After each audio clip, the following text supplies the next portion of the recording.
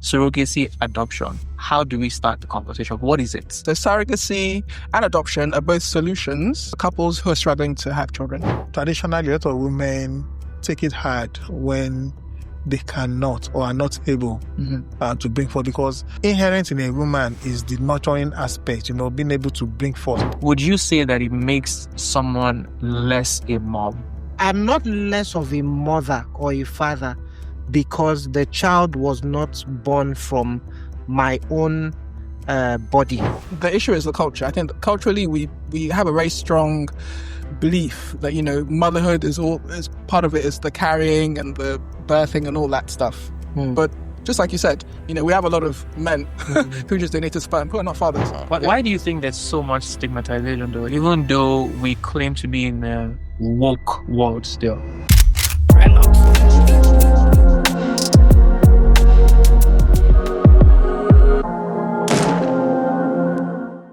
Hey there, folks. Welcome to what promises to be another exciting edition of the Sozo Podcast. If you're new here, the Sozo Podcast is for men and those who love them. My name is Presley, and as usual, we will be getting into a very important conversation today. All you have to do is keep it locked. Stay with us. When we come back, we'll get into the conversation and, of course, the contributors that I have with me on today's episode. Don't go anywhere.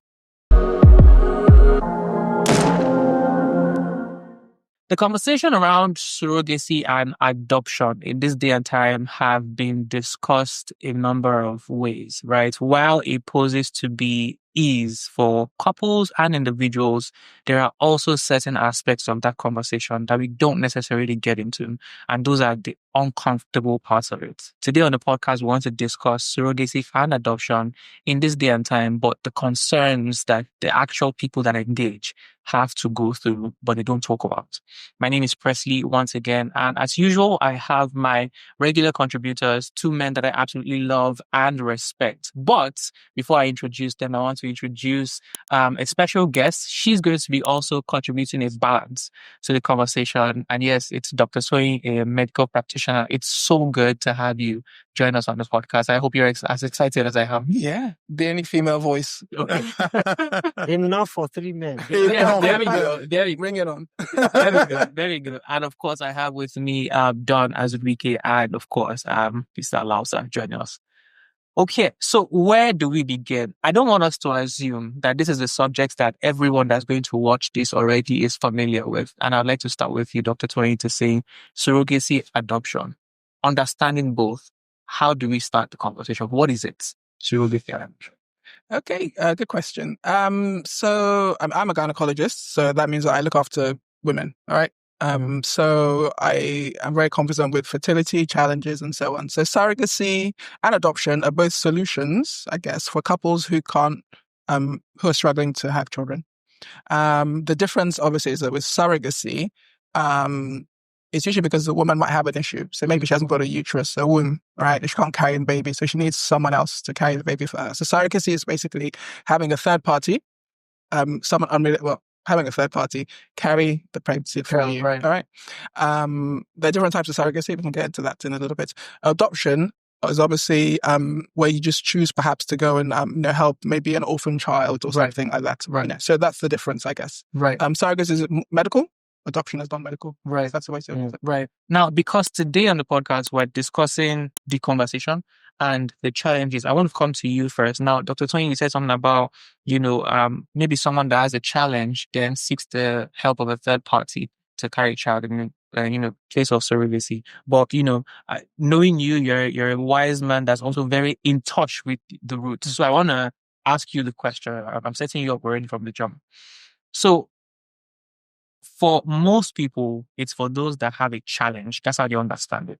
Yeah. What about in an instance where the individual is perfectly fine? They just make the decision, look, I don't want to do this myself. I want somebody else to do this. Like, what does that conversation really look like? So, if we, from my discussions with women, and traditionally a lot of women take it hard when they cannot or are not able to bring forth, because inherent in a woman is the nurturing aspect, being able to bring forth, because that's why a woman was created. If you talk to an older person, they will say, how can a woman not be able to, the way, even the tone that you are even suggesting that a woman cannot bring out, it's degrading for them.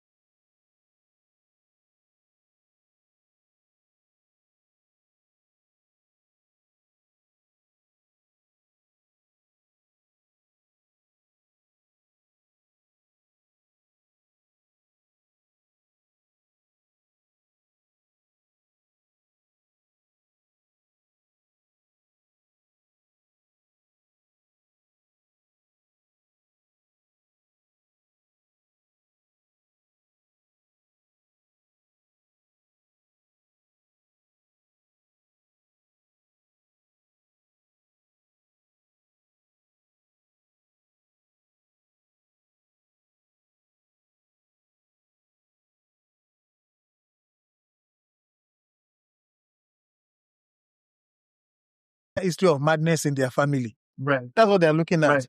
Is their history of misbehavior in their family. So don't transfer that gene to my child. But if we are saying the child does not take from the gene of the birth mother, there's nothing to fear. Right. Hold on. For them. Sorry, Doc. I want to ask, maybe add to that question.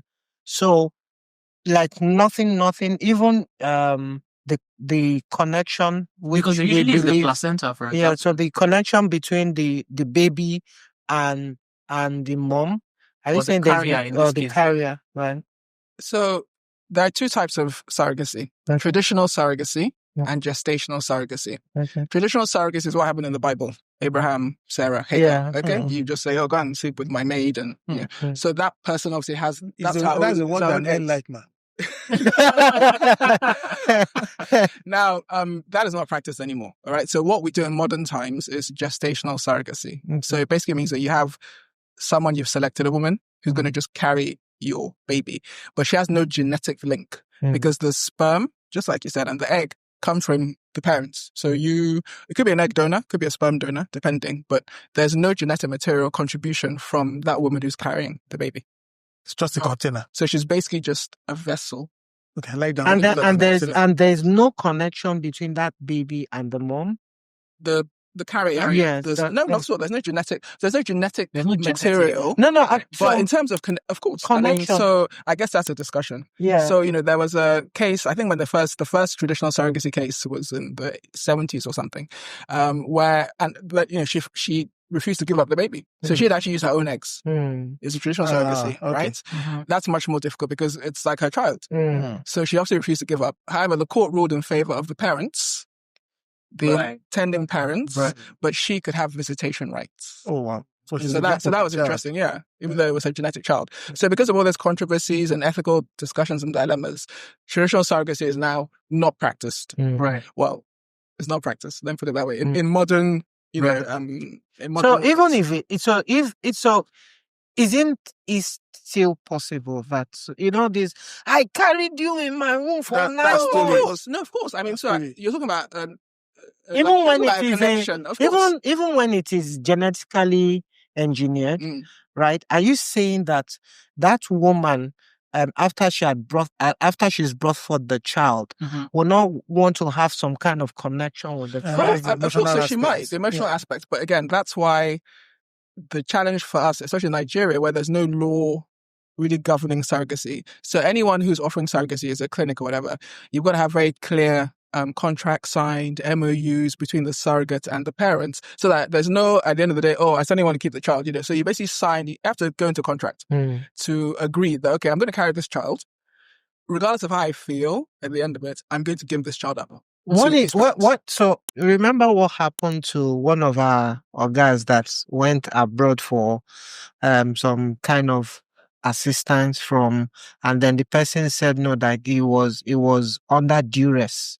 Coercion. Yeah, so coercion. Yeah. How do you deal with issues like? I think I was a medical director of a fertility clinic for 7 years. So I think in terms of the most important thing for surrogacy is counselling of the surrogates, as in the carrier, and the couple. You have to have a lot of counselling to really understand what you're going through, because all these things are going to come up. Like you said, how's she going to want to give up the baby, the connection she's going to feel, she might just abscond, all sorts of things happen and have happened.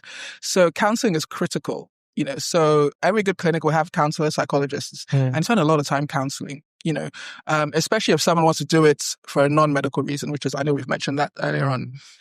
Even for a medical reason, counselling is counselling, and you spend a lot of time counselling, and there's clarity. And if there's any doubts, so the counsellors are very good at picking up on coercion. So you might have one old baba that comes with one young girl and says, this is the surrogate for us. You want to be a bit discerning as well. And if, as a responsible clinic, if you're concerned, any red flags, you just don't have to treat them. You don't have to treat anybody.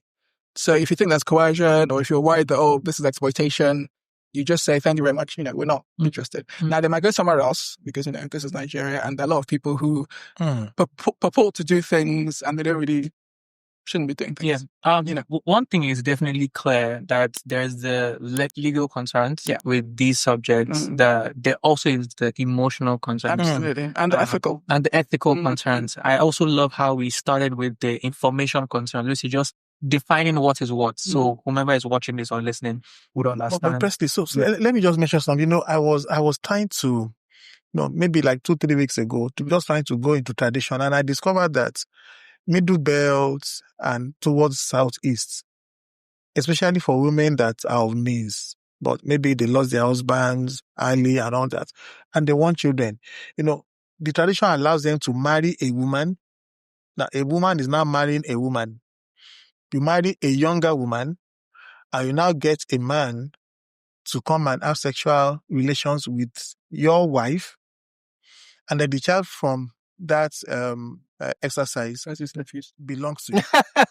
Now, there is actually a case that went up to the Court of Appeal on this matter, because the gentleman that impregnated the woman, the wife of the wife, now wanted to claim the wife of the widow, yes, now wanted to claim that child, because now was a son. Now wanted to claim that child. And tradition says no, but the court said that the exercise was repugnant and against natural justice. So the court ruled for the gentleman, right? Because it was repugnant and against natural justice. That tradition. However, outside the court, when they were not asking the wife, that are you not going to go with your husband? I said no, that her husband is the woman, the widow. That is her husband, and the only reason she slept with that gentleman was because her husband asked her to sleep with that. So the wife of the widow decided to do gestational, what do you call this? Gestational in a way. Traditional surrogacy. Traditional. That's traditional surrogacy. Traditional surrogacy. Traditional surrogacy. So, and it's tradition. In that culture, it is permitted. So it's not just Oyinbo that brought this to us. So we've had this for thousands of years. This is just so, I want to say confusing, but it leads me to a question I want to ask, and I want to start with you, Don, and Dr. Tony. I'd absolutely love if you also contribute to it. How someone would look at this conversation in a simple manner would be, you didn't carry a child, right? But you want to lay claim to caring for the child. Would you say that it makes someone less a mom, whether you carry the child or not? Oh no, it's even with fatherhood. Fatherhood is not about whether whether you are responsible for planting the seed or not. Fatherhood is nurturing. And likewise, motherhood. Motherhood is not necessarily that you are the one that brought forth the child, but you were able to nurture that child. Right? That's actually what makes you a mother. That's the work. That's the work. It's not, well, it's not the only work, but it's some work also. But I'm not less of a mother or a father because the child was not born from my own body. But does it not start from conception and the nurturing for that first 9 months? Because I want us to be able to argue this both ways. And no, but both of us know that there are sperm donors that that impregnate their wives, right? But have refused to do the job of a father. So, will you say because they donated their sperm and impregnated their wives? That's why they get to be called sperm donors and not. No, I'm the one giving them. To the woman, no. He's married to the woman. He impregnated his wife. But was never a father. But was never a father.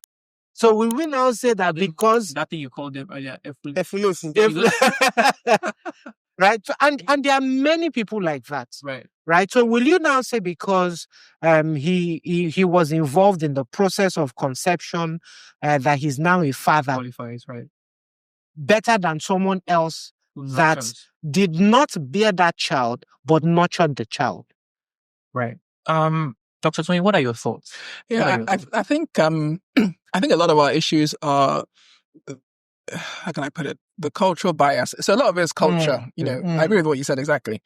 Just because you didn't physically give birth to a child does not mean that you cannot be the mother to that child. But I think in our culture, traditionally, we have this strong attachment and belief that, a mother must be the one who carried the pregnancy and then gave birth, and it's a shame because that just alienates a lot of people, or what's the word? No, not alienates. What's the word I'm looking for? Discriminates. Thank you. That actually discriminates. There are a lot of people who can't. So for instance, let's say a woman has had a child already, normally, and let's say during that childbirth, she bled heavily and needed to have her uterus taken out to save her life. Okay? We do that sometimes. Now, she wants to have another child. So are you now condemning her to not have another child purely because of what happened? All right? So she'll obviously go for surrogacy because she hasn't got a uterus for a medical reason, which is great.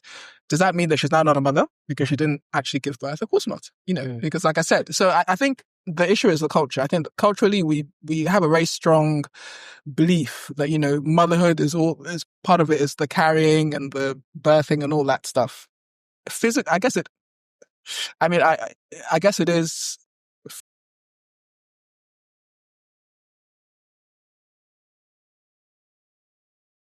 Right. The African mothers call it, they say, I want you to have the experience I had in giving birth to you. They make it glamorous. Exactly. As if the pain is the glamour. That if you don't experience that pain, you are not a mother. Exactly. Which is a shame. Yeah, it has its own, it's an experience. It's supposed to connect you to the child. It's an experience. So my bonding. You're talking about bonding, yeah. As a mother of two, let me see. Yeah, I mean, of course, you don't forget that pain. But I think you bond to your child in many different ways. Part of it, yes, definitely, having a living human being inside you is a whole, it's amazing. It's really quite miraculous. And definitely feeling the kicks and all the movements, that's where the bonding starts. However, like I said, you can still bond with the child. So basically, once the baby is born through a surrogate, and it's handed over straight away, the mother will start, feeding and cuddling and doing the skin to skin, all these things that increase bonding. Yeah. So skin to skin it doesn't have to be the natural mother. So if you have a baby now, give it to you, pop it on your bed chest. That's bonding starting already. Right. All right. So we have to just be kind to people. I think it's a bit unkind to just assume that you're not really the mother, you didn't carry the baby. Which is why a lot of people hide that they went through surrogacy. The stigma. Yeah, a lot of people don't say it was surrogacy. So just travel abroad with like 4 months. I know, the pregnancy, 4 months pregnancy. I'll come back with the baby. Why do you think there's so much stigmatization though? Even though we claim to be in a woke world still. So we are working in areas where we want to be woke. I'm very cultural and traditional. And it's discriminatory is when we want to put people down. So if you are in the setting of in-laws and all that, I think they enjoy, especially when you have this a woman. Are you a woman? Yes, when you have a woman that has been successful in every other thing, and the only thing they can put against her is the fact that she's not able to have a child. And so when you have the wives in a setting, they start talking about the pregnancy when they know that she couldn't have a child. Right. And so it's to just make her feel low. And it's just wickedness. It's something that the spouses should not stand for. They should not accept.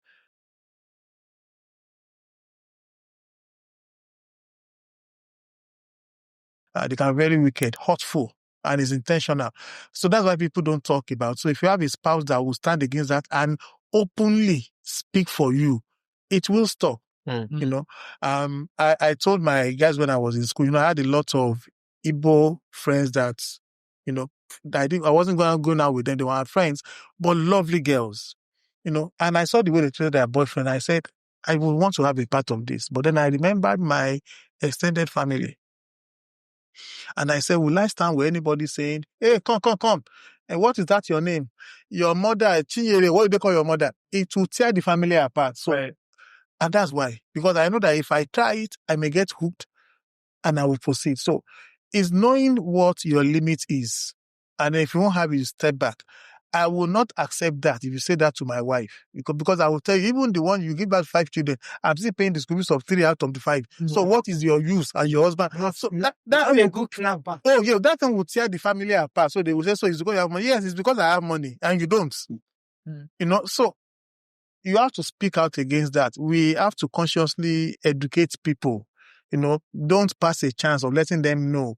All the grandmothers that will come and say, how can she not tell them to their face that it is wrong? Your child had CS. Why did she have the pregnancy naturally? Because she would have died, Those things we need to be educating them, right, and then reinforcing it. And then when they are speaking where we are and we keep quiet, we are encouraging it. Would you say that the same applies to adoption, though? Because in surrogacy, both parties can argue that you had some contribution, right? But with adoption, you really didn't have any contribution. You just showed up somewhere and signaled interest and wanted to. That adoption is serious. So I know that you're really enjoying what we're talking about. However, we would love you to like, subscribe, or leave a comment so that we can actually maybe circle back on this topic at another time. Okay, enough about me. Let's get back to what we're talking about. Would you say that you can have a similar? Sometimes it's not even you signaling interest; it's the child signaling interest that I want you to be my father. There we go. So somebody's trying to put you down in the garden, for example, and they say things like, "Did you even choose the child?" Somebody just pitied you and chose you as their mom. How do you have a conversation about adoption? So we can say formal adoption. African settings have adopted children for thousands of years. Now, when we were growing up, my house was always full of people. Right. We call them aunties, uncles, or whatever, but my parents were paying the school fees. And once they come back from boarding school, they are in the house. And that's where they were to the university. So I have brothers that are not my siblings all over the world right now. I get into the town and say, brother, I'm in town. And his wife is bringing food because her husband's sibling is around. Right. But no, he's not my sibling, but we grew up in the same house, same culture, same training, and they see us as... So your father was the father that raised those children. That's it. Right. That's it. And that was an adoption because he was one that took care of their medical bills, gave a roof over their heads, fed them, disciplined them, and sent them to school. In fact, for some of them, he married them off. Because he was the father on their wedding day. Right. For some of them. But they are not his children. So traditionally, Africans have been adopting children for thousands of years before it now became legal. Right. So there is a traditional part that you just say, you go to a village and see your extended, whose daughter is not doing well. Just say, let me take this child to Lagos. I take the child to Lagos from like age 4, 5 until the child becomes an adult. And that's a responsibility. 2 things I want to ask you on the back of this, right? How do we now get here where it's now a lot more complicated? And would you say it's a legal thing? If yes, do we even know if there are any laws or conversations that allow for these conversations to even be easy at all? We've got in terms of adoption. Yes, I mean, there's legal adoption now, Yeah, but I think it's a whole drawn out process. It's like I think in Lagos it takes like 2 years or 2.5 years, probably more, 3. because you have to It's be on a waiting list. Yeah, it's a whole long thing. So there's legal adoption now, which again is either you're choosing for whatever reason, you're choosing to maybe it's an altruistic thing. You just feel you should help, serve, that kind of a thing. Those informal adoptions you're talking about, definitely. I mean, my parents have told me stories. Their houses were also full with, brothers, sisters, cousins, random people who their parents put through. But I think the take-home message is that should it really matter how you have a child? You want a child, right? I think everyone has a right to want to be a parent, to want to have a child. So why are we getting so stuck on the route? Does it really matter? I don't really think it matters. I think at the end of the day, you've made your choice. As long as you've got all the information, you've got consent, why are we nosing into other people's business? We're very good at doing that, though. For surrogacy, I'm all on board. For adoption, I'm very traditional. Okay. And so I'll probably join the grandmothers to say, can you trace the ancestry of this child? Is yours also for spiritual reasons? Just to be It could be. It could be. You're aware that the child has some. There's the old gamut of reasons why you're asking yourself, now, where did this child come from? Right. Do I need to check something, So what if the child is a product of rape? From a violent, because I've heard of violent rape. Correct. Right. Correct. I'm not sure, actually. I'm not sure. I'm sure that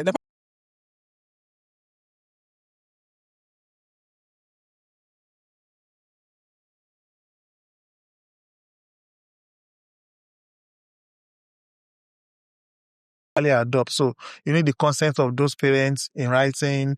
Then you have to go to the state government. And there is one that is probably maybe an orphan or abandoned child that the state has picked up. And then you have to now go through. So there is nobody giving consent for that one. It's just the state. Right. But both are long processes because you have to get approvals from government, contracts, consent. I don't have details, but I know it's a long, and there's a law for adoption. And then there is a ministry in Lagos State that deals with that. So it's a long process. What I'm even talking about is that connection to that child, if it's adoption. So I still struggle with it. I'm not against it, but I still struggle with it in a way. Maybe because God has been kind to me, I have children on my own, but I still struggle with it to say, are you going to be able to do it? Now, I live with uncles and aunts but I knew their parents. Not that they didn't drop from, my dad just picked them either from family and all that. We knew where they came from, so we could trace them. But now not being able to trace somebody and that person becomes your child, I still struggle with it a bit. Right. And it's because I'm traditional. Right. So if we're able to cross the hurdle of let's trace this person's family tree. At times I'm not even able to trace a child that was left by the gates or something. Right. How do you trace that ancestry? You just accept the child, but the child becomes yours. It really doesn't matter. That's what I'm saying. I say struggle with it. I'll probably, rather than do that, I'll probably look for someone who has like 10 or 11 children and just take one from them. And then, because I have a friend like that, they were having trouble conceiving, and then her husband's brother gave one of his children to them, a son. And because they were related, if you see the boy and the husband, you wouldn't know the difference. You would think they gave back to the boy. Fantastic young man, And they live abroad now. And the boy's parents still live there. But the boy lives abroad now. If you see the grammar, the phoneme that the boy is speaking now, the boy's life changed because obviously his brother was a lot more comfortable than his sibling. So his bad parents were probably living somewhere on the mainland and the boy was living somewhere in Ikoyi. And they won't mention it, except they tell you won't even know. Yeah, so it was a legal adoption. Okay, but it was his brother's son. I don't even know how the brother convinced his wife, but anyway, let's leave that. But that I'm not against, but not knowing, I'm okay giving money and saying, I want to help this child. But legal adoption is a bit of struggle for me, and that's me. Well, Not because I'm against there's it. something you said at the beginning, which is that God has been good to you. You have your own children. Correct. Now, if someone does not have children, Right. at that point, they may feel like they don't have a choice. No, they do.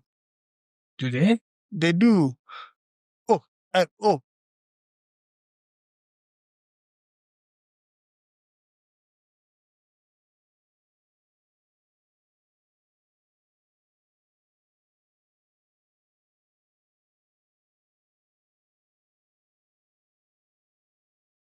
There are some people that don't The even... problem is that when you have now trained that child up to 11, I've seen it before.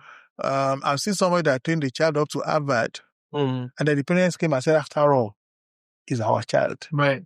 I think to just add a bit more context to the comment Don was making, and this is not the perfect term, but for some people, they are a lot more desperate than other people. Right. Now, for the example that you just gave, one would assume naturally that, they would be a lot more willing to, again, for lack of a better term, overlook certain things. So it's fine. Just because. It's fine. I don't have any, I'm just talking about my own biases, right. And which is a major bias that bias most people have. It's not legal. In our culture. Yes. Let's be very specific. In our culture. But I don't have anything against doing that. It's not only in our culture, because you will be surprised why some people don't also do that in more developed climes, because many of these guys are also from here. Right. Do you understand? So a lot of people have that as an issue, especially maybe when you've had stories of you adopted someone and then they grew up and then the person killed the adopted parent. And maybe when you've read that 2 or 3 times... But those things are myths. They're not always myths. They're actually real life situations. What I'm trying to say, Don, is that it's not connected to the adoption process. So remember what we always say along the line. With regards to storytelling. But there's a way that they will tell that story that they will link it to adoption. Correct. And you say, if we have not adopted now, you see this people would have... You brought a stranger to my house. And they an African man. And African also say, last, the person is not your family. That's why. Yes. It's not your blood. That's why it happened. But I think these are misconceptions. Right. These are just myths, beliefs that are outdated. So the important thing is, if you nurture a child to be what you want and you succeed, adoption is fantastic. You see children that you give birth to and then misbehave and then cause you grief, serious grief. I won't start mentioning names because I have someone close to me that went to 6 universities. That's 6. One person as a lecturer? No, as a student, 6 universities. What happened? And they rusticated that person. Even from the 6th one? Even from the 6th one. So if you are the mom of that person, what kind of grief? And this person is a widow. What kind of grief? And then in the same family, you have somebody that left school, fantastic cultured behavior and all that. Same sibling. And so if you want to say this person was not nurtured well, the same nurturing, this person had a senior sister, and then he came, and then a junior brother. The brother and the sister came out fantastic. So what happened to the one in between? So if it was the first, they would say no, it was because it was the firstborn. That they did him. He was the middle child. So what happened? So your own children can give you grief. So not because you are adopted or whatever. It's just the way it is. We just pray that it doesn't happen to you, and you watch and you nurture. I think, I think I think the adoption also depends on when you adopt the child. So I don't think I'd be comfortable adopting a teenager, for instance. Okay? Yes. Right. But a newborn baby. Because you have time to now imprint your own everything, values, morals, nurturing on that child. But a teenager. I mean, I've got 2 teenagers. Right, driving me crazy. Right.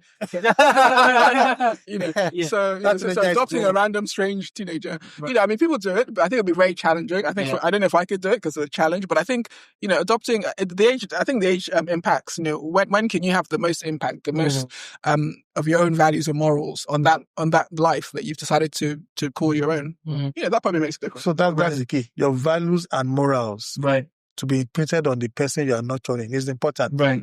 It's important. And I like that we've come to the part of the conversation where we're discussing concerns, things that could be considered concerns. And I wanted to ask you, thankfully you had said earlier that, you have 2 kids of your own. The conversation of surrogacy and adoption, is it something that you would say you would readily volunteer to anyone that's looking at adoption? If yes, has the conversation ever come up about one being safer than the other? Which would you readily recommend if you had to choose one? I've not been asked that before. I think it depends on the reason. So if there's a medical reason, then surrogacy is the way I'll probably go, But if it's like you want to just do surrogacy because you don't want to get fat or you don't want to stop your career. Which is actually is not being I will say it's mostly it's called social surrogacy. Yeah, there you it's go. called social surrogacy. It's happening in some states. In the US, it's legal. It's allowed. A lot of celebrities, do it. We know the ones who have done this, the ones who snap back so quickly. People like me. I know, I'm not mentioning anybody, but the ones who snap back in like one day, you're like, how did that happen? So, I mean, in some first world countries, the US definitely, I know that it happens, even if this is our Nigeria, we have to again remember it's 2025, so we also have to move with the times, all right? Why shouldn't somebody choose to have a surrogate? Is there a problem with it? Just because they feel like, no, I mean, for whatever reason, they're even afraid of who the process. Who are we to say, no, you can't? I think that's a conversation that you have to be very careful about, because everyone has autonomy. If you talk about ethics, autonomy is one of the key pillars of ethics. So I can decide to do what I want to do. It's my body, really. So who are you to say, oh, no, you can't? I like that we're dancing around this, but I want us to go there. Somebody makes a decision to actually do this because of their body. Is it a fair decision to make? It's their decision. So you have to respect I think it's valid. So they have capacity. My figure 8 is everything. I don't want to go through the process of snapping back and going to the gym and watching my diet. I've been investing in this. Yes. What if I say, and I can afford it? What if I say it's not? What if I say it's not invalid now? What if I say you're not a serious human being? That's your opinion. It's not mine and it's not valid to me. It's your opinion. And you are not the husband. Yes. I know people on social media that will come for all of you. Yeah, it's their opinion. I don't want to go through that process. I've seen women go through it, even the pain and all that, the emotional trauma and all that. Have you seen a woman in the labor room before? I have. For one time. Oh, God. In fact, they told me to, so when my wife was giving birth, and they told me, I said, because if I come in, that will be the last child of the family. She's not going to get pregnant again. I can't stand that process. So if a woman goes through that, but a woman does not want to go through that, and is able to afford the alternative, why do you want to? What if the husband then says that you want to deny me of the opportunity to know how a child is being so you can be in the theater when there's a story behind this side that I would like to hear. No, I'm just thinking. I mean, in all these things, you both have to be on the same page. So the couple, correct. Before you start, if you're not on the same page, there's no point. So if there's already, if you already have different morals or beliefs, of maybe you have a very traditional husband who, is just traditional. Maybe the wife is, a bit more modern. Then never the twain shall meet. It's not going to work. Because like I said, he's going to be saying, why are you denying me the right? That's where the counseling comes in. That's where counseling. So again, sometimes counseling still cannot resolve the issues. So you leave them well alone. You can't force anything, because it's a huge thing to go through, both, so you can't force anyone. I'm a chief in my town. And then my wife cannot give me a baby. I'm not saying give me son, give me baby. And then you are saying you want to use because of your shape. Which shape? This shape that I'm using my money to pay for gym. Why don't you go to the gym like X, Y, and Z person did it? But would that be fair really for the guy to say that? So I understand the biases, the tradition, but the guy is not the one going to carry the baby. No, he might be the one paying for it. So again, so for someone who, if she's like having to depend on him, then she kind of has to go with what he says. And no, so the thing is, remember, so with everything, motive is very, very important. Correct. And the purer your motives, right, the easier it is for your spouse to buy into it. Now, well, I don't know whether there'll be anything called a mundane motive, but people have their motives, right? But there are motives that are easier to buy into than others, Right. right? So that's my own thought with regards to. I mean, some women have fear, just have a fear of childbirth. Even though they've not been through it before, but maybe they've heard horror. Maybe their best friend or their sister died in childbirth.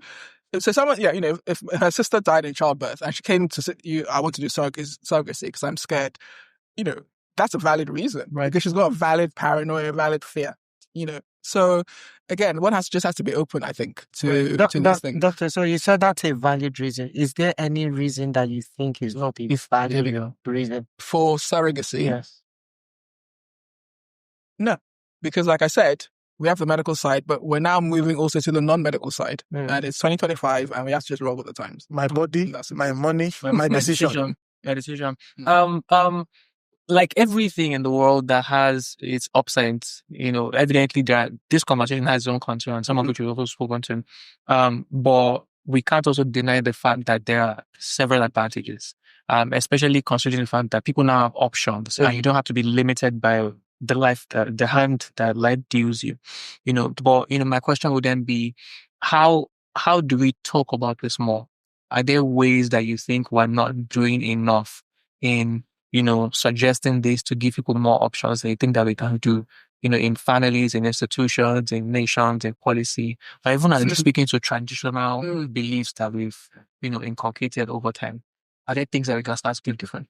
And I think education is key. And I think the earlier you start, the better. Just general sexual reproductive health, just the basics. How do people get pregnant? Women understanding their menstrual cycles, all these things that when I was growing up, nobody really told you about. My mum didn't come and sit me down. Children fall from they fall from the sky. They're gifts of God. So I don't know all that birds and the bees. So that did not happen in my I'm sure in our generation. I think we just need to talk about it. So in school, secondary school, start educating these kids.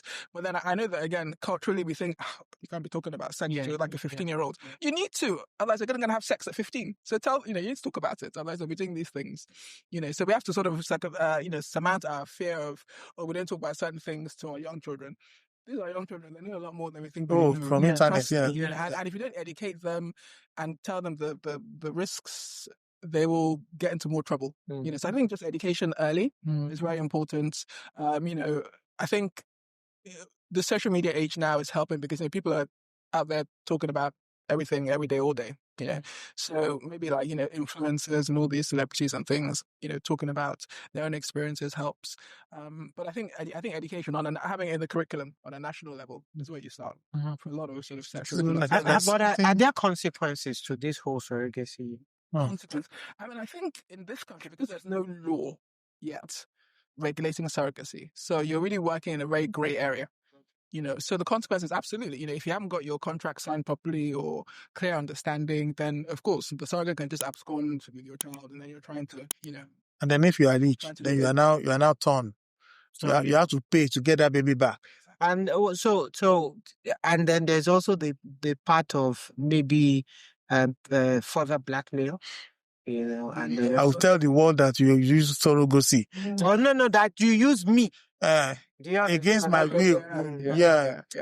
I mean, evidently, it's a conversation that we can, have and have and have. But at this point, I think it would also be great to, hear from our viewers to share their thoughts, comments, and we can see, what a subsequent conversation would look like. But I'd like to just hear your final thoughts. And I'd like you to phrase it this way for someone who's watching this or listening to this that's considering either of these options, but they're still on the fence, maybe for fear or the stigma or what just somebody around them has said. What would your own comments be? For me, it's your body, it's your decision, it's your choice. The more you look at what people are saying, the more you inflict pain on yourself. And that for me is of no consequence. Right. Dr. Time? Yeah. I think, everybody has a right to be a parent. Yeah. And we now live in a world where we have so many options, right? And I think, like we've said here, it is your choice. As a couple, you must agree, and if you're both on the same page about surrogacy or adoption, go ahead. There's really, it's really nobody else's business. I know that's probably not the politically correct thing to say. It's your life. One life. We're here for such a short time on this planet. Do you want to spend that whole time just worrying about what other people are thinking, or you're scared that people might say this about me? At the end of the day, live your life, do you, but be aligned with your partner. Right. Your decision be very much aligned with your partner. And then, most importantly, if you're going to go down either route, surrogacy, I guess mainly, go to a reputable clinic. Don't just go to a quack. Do your research, do your due diligence, go somewhere that is trusted. You've probably had, feedback from, and ask questions. We don't ask questions enough. Sorry, just a little side thing. No, it's not that we don't ask. We ask, and they said that, most questions are shrouded in mystery. I'm a doctor, you're not. Yes. So that's a real, it's one of my bugbears, because the patients have to advocate for themselves, and we don't do that enough. Like you said, the doctor said, oh, yes, doctor. I've even got friends, educated people. Maybe they went to the doctor, they got given some medication. I'm like, okay, so what did they give you? Oh, I don't know, 1 green tablet. So I don't understand. What do you mean 1 green tablet? Did you not ask what it was, what the diagnosis is, what it was for? So again, patients, advocate, ask questions, advocate for yourself. Ask those questions because you're the one who's going to go through whatever process it is. Please ask questions and be very informed. Right. I was going to ask doctor, we've talked about all the implications and consequences. Now, the emotional part and the effects on the carrier now, is there anything that people need to know? Okay, as a carrier. So I think, again, it's about knowledge, for her to have a very clear understanding. So she has to want to do it. So again, ideally, surrogacy should be altruistic. You just want to help a couple, without money. Okay, that's the ideal surrogacy. But we know that commercial surrogacy, with the surrogacy agents now who go and look for surrogates, there's a fee. So we know that's what happens. But I think as a surrogate, you need to be very clear on why you're doing it. No coercion, understand the process, go to the counseling, and ensure that you ask all the questions and feel emotionally, physically, everything ready to go through it. And you have rights as a surrogate. In fact, the bill that's being currently worked on is also to protect the rights of the surrogates because, a lot of times they're exploited, especially in our climes. So again, they have rights, and they must sign those contracts and they must understand what they're signing and, stick to their part and ensure the parents stick to their part as well. Don, I was going to give you your final comment. My comment is really about parenthood, and in the sense that whether it's through adoption or whether it's through surrogacy, when God has given you the privilege to have a child and to nurture a child, you should then not let that child suffer because of how they came into the world, right? So what you should then be thinking about is how can you partner with God and with the people God has put around you to give this child that life that he had in mind when that child was brought into the earth. Hallelujah. Right. Wow. So powerful. Oh my goodness. Thank you so much to every single one of you for contributing as brilliantly as you have. That has been our conversation on this episode of the Sozo podcast. As usual, we'd like you to share your thoughts and comments with us. We would love to come back to them, answer some of your questions, and even see if we can have a spin-off of this conversation based on the things that you share with us. Please endeavor to share this with somebody that you think this would also be beneficial to. Lastly, ensure that you like, comment, and indeed share. Until the next time when we see you again, adios.